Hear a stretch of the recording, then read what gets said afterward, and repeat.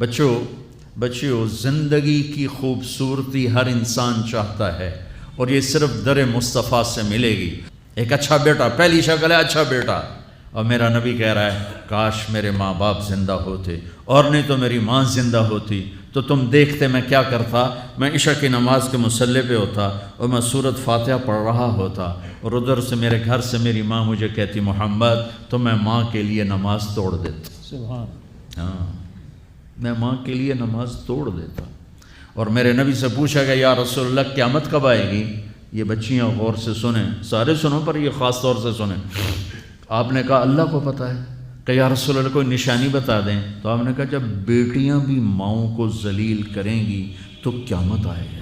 جب بیٹیاں بھی ماؤں کو ذلیل کریں گی تو قیامت، ان تلد الامۃ ربتہا، جب ماں کے ساتھ بیٹیاں نوکر جیسا سلوک کریں گی، نوکرانی جیسا سلوک کریں گی تو قیامت کے نکارے پہ چوٹ پڑ کے رہے گی۔ یہ نہیں کہا جب کفر پھیل جائے اور جب اسلام بٹ جائے گا، حالانکہ قیامت تو اس وقت آئے گی جب دنیا میں ایک مسلمان باقی نہیں رہے گا۔ یہ واقعہ کی سنگینی کو بتانے کے لیے فرمایا جب ماؤں کو ذلیل کیا جائے گا قیامت آ جائے گی۔ میرے نبی نے فرمایا عمر تیرے دور میں ایک شخص آئے گا اویس، اس کا قبیلہ ہوگا مراد، آگے سب کاسٹ ہوگی قرن، اویس بن عامر، اسے دعا کروانا، وہ کالے رنگ کا ہوگا، چھوٹے قد کا ہوگا، اور اس سے دعا کروانا، دعا تو بھی کروانا، علی تو بھی کروانا، علی اور عمر، اویس ان کے لیے دعا کریں۔ انہوں نے پوچھا کیوں؟ کہ اس نے ماں کی خدمت کر کے اللہ کو اتنا راضی کر دیا ہے، جب وہ ہاتھ اٹھاتا اللہ خالی نہیں لوٹاتا۔ اللہ کی قسم عمر و علی کو اویس کی دعا کی ضرورت نہیں تھی، امت کو پیغام دینا تھا کہ مائیں ذلیل ہو رہی ہیں آج، اور باپ جوان اولاد سے چھپتے پھر رہے ہیں۔ تو میرے رب، میرے نبی نے یہ آگے پیغام دینا تھا کہ نبی ہو کر، رسول ہو کر کہہ رہے ہیں کاش ماں ہوتی تو میں اس کے لیے نماز توڑ دیتا۔ آپ کو 8 عورتوں نے دودھ پلایا والدہ سمیت، ان میں ایک ایمن بھی ہیں، آپ کے والد کی باندی۔ تو گھر میں تشریف فرما تھے، ایمن بیٹھی تھی حضرت عائشہ، تو ایمن کہنے لگی یا رسول اللہ پانی تو پلا دیں۔ تو اللہ کے نبی ایک دم اٹھے، تو حضرت عائشہ ناراض ہو گئی، ایمن اللہ کا رسول کو کہتی پانی پلا، تو اور کیوں نہ کہوں، میرا بیٹا ہے، میں نے دودھ پلایا ہے۔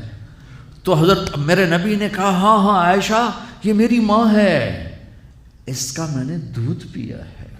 آپ اٹھے، گھڑے میں سے پانی بھر کے یوں دونوں ہاتھوں سے حضرت ایمن کو پیش کیا جو حبشی باندی تھی، چونکہ دودھ پیا ہے تو ماں کا لفظ صادق آ گیا۔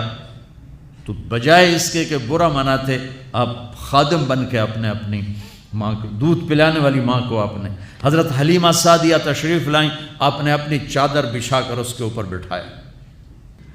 ہمیں پیغام دینا تھا، آنے والے زمانوں میں یہ ہونا تھا۔ سبحان اللہ۔ امام ابو حنیفہ کا نام تو سب کو معلوم ہے نا۔ ایک اور عالم بتاتا ہوں، عبد الرحمن بن ابی لیلہ، ان میں علمی کھٹ بڑھ تھی بہت زیادہ، آپس میں بنتی نہیں تھی۔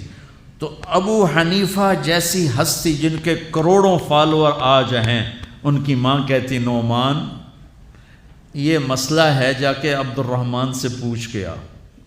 زندگی میں ایک دفعہ نہیں کہا ماں جی میں اس کو وڈا عالم ہے میرے کو پوچھ لو۔ کہا اچھا ماں جی، اپنی چادر اٹھاتے اور پہنچ جاتے، دروازے پہ دستک دے کے بھائی مجھے میری اماں نے بھیجا ہے، آپ اس پہ فتویٰ، حالانکہ ان کی اپنی رائے اس کے خلاف ہوتی تھی، لیکن ماں کے احترام میں جا کر ان سے مسئلہ پوچھتے جن سے روزانہ مناظرہ ہوتا تھا، روزانہ کھٹ پٹ ہوتی تھی علمی، ماں نے کہہ دیا جا کر ان سے پوچھ کے آتے تھے، اپنی اتنی بڑی علمی قدر و منزلت کو ایک طرف رکھ دیتے تھے، نہیں میری ماں نے مجھے کہا ہے۔